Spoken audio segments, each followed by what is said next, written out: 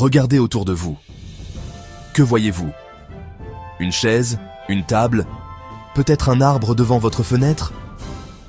Tout ce que nous voyons, touchons et avec quoi nous interagissons est composé de minuscules particules appelées atomes. Ces atomes sont les briques élémentaires de notre univers, bien trop petits pour être vus à l'œil nu, et pourtant ils détiennent la clé pour comprendre le monde qui nous entoure. Imaginez prendre une feuille de papier et la déchirer en deux, puis encore en deux, et répéter ce processus d'innombrables fois. Pourriez-vous continuer à déchirer éternellement?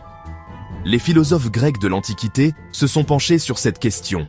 C'est ici que commence notre histoire, avec la quête pour comprendre l'atome, la plus petite unité d'un élément qui conserve ses propriétés chimiques. De l'air que nous respirons aux étoiles qui illuminent le ciel nocturne, les atomes sont les ingrédients fondamentaux du cosmos. Le voyage pour percer leurs secrets a été long et fascinant, marqué par des esprits brillants et des expériences révolutionnaires. Rejoignez-moi alors que nous explorons l'évolution du modèle atomique, des réflexions philosophiques de la Grèce antique au monde ahurissant de la mécanique quantique. Notre voyage commence dans la Grèce antique, autour du VIe siècle avant J.C., avec un philosophe nommé Démocrite. Il a proposé une idée radicale.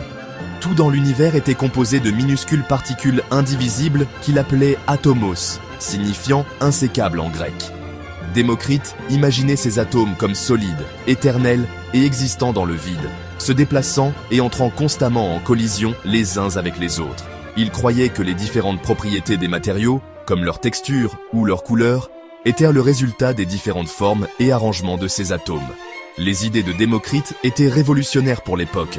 Il a remis en question la vision dominante d'un autre philosophe influent, Aristote.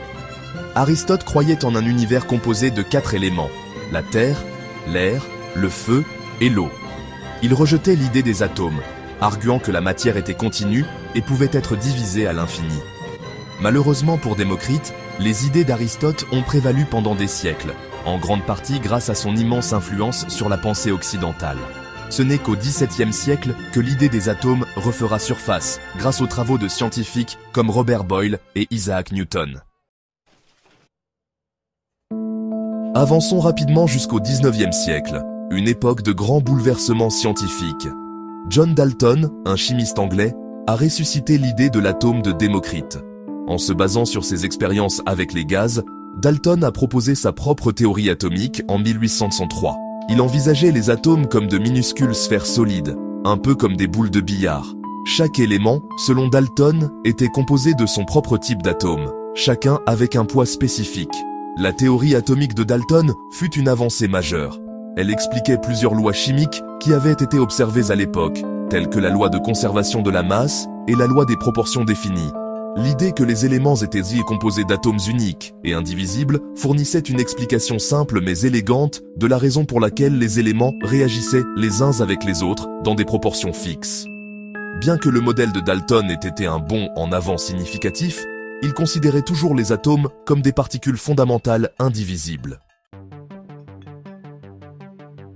Section 4. L'atome s'électrise. Le pudding aux prunes de Thomson. À la fin du XIXe siècle, les scientifiques ont commencé à explorer le monde mystérieux de l'électricité et sa relation avec la matière. En 1897, J.J. Thomson, un physicien britannique, fit une découverte révolutionnaire en expérimentant avec les rayons cathodiques. Il a démontré que ces rayons étaient composés de minuscules particules chargées négativement, bien plus petites que le plus petit atome. Il appela ces particules corpuscules, qui furent plus tard rebaptisés électrons. La découverte de l'électron par Thomson a brisé l'idée de l'atome comme une entité indivisible. Il était clair que les atomes avaient une structure interne contenant ces électrons chargés négativement.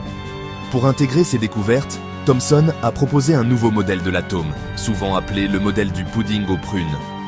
Il imaginait l'atome comme une sphère de charge positive, avec des électrons chargés négativement incrustés dedans, comme des prunes dispersées dans un pudding. Bien que le modèle de Thomson reconnaisse l'existence de particules subatomiques, il s'accrochait encore à l'idée d'un atome globalement chargé positivement. La véritable nature de la structure de l'atome restait insaisissable, attendant d'être dévoilée par une série d'expériences ingénieuses. Section 6. Le saut quantique de Bohr. des électrons sur des orbites spécifiques. Bien que le modèle de Rutherford ait fourni une image plus précise de la structure de l'atome, il présentait encore des lacunes. Selon la physique classique, les électrons en orbite autour du noyau devraient mais continuellement émettre un rayonnement électromagnétique, perdre de l'énergie et finir par spiraler vers le noyau. Cela rendrait les atomes intrinsèquement instables, ce qui contredit le fait que les atomes sont généralement stables. En 1913, Niels Bohr, un physicien danois, a proposé un modèle révolutionnaire qui intégrait les concepts émergents de la mécanique quantique.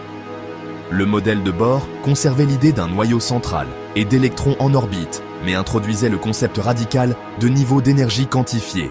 Il proposa que les électrons ne pouvaient exister que sur des niveaux d'énergie ou orbites spécifiques autour du noyau. Selon le modèle de Bohr, les électrons pouvaient sauter entre ces niveaux d'énergie en absorbant ou en émettant des photons de lumière avec des énergies spécifiques. Ceci expliquait les raies discrètes observées dans les spectres d'émission et d'absorption des atomes qui avaient intrigué les scientifiques pendant des années. Le modèle de Bohr, bien qu'étant une avancée significative, avait encore des limites. Il fonctionnait bien pour l'hydrogène, l'atome le plus simple, mais ne parvenait pas à prédire avec précision les spectres d'atomes plus complexes. Section 7. Dans le royaume quantique, incertitudes et nuages électroniques. En approfondissant le monde subatomique, les physiciens ont réalisé que les lois classiques de la physique étaient inadéquates pour décrire le comportement des particules à des échelles aussi petites. Une nouvelle théorie, la mécanique quantique, a émergé dans les années 1920, révolutionnant notre compréhension de l'atome. Werner Heisenberg et Erwin Schrödinger ont été des figures clés de cette révolution. Le principe d'incertitude de Heisenberg, formulé en 1927, stipulait qu'il était impossible de connaître simultanément, avec une précision parfaite, la position et la quantité de mouvement d'une particule comme un électron.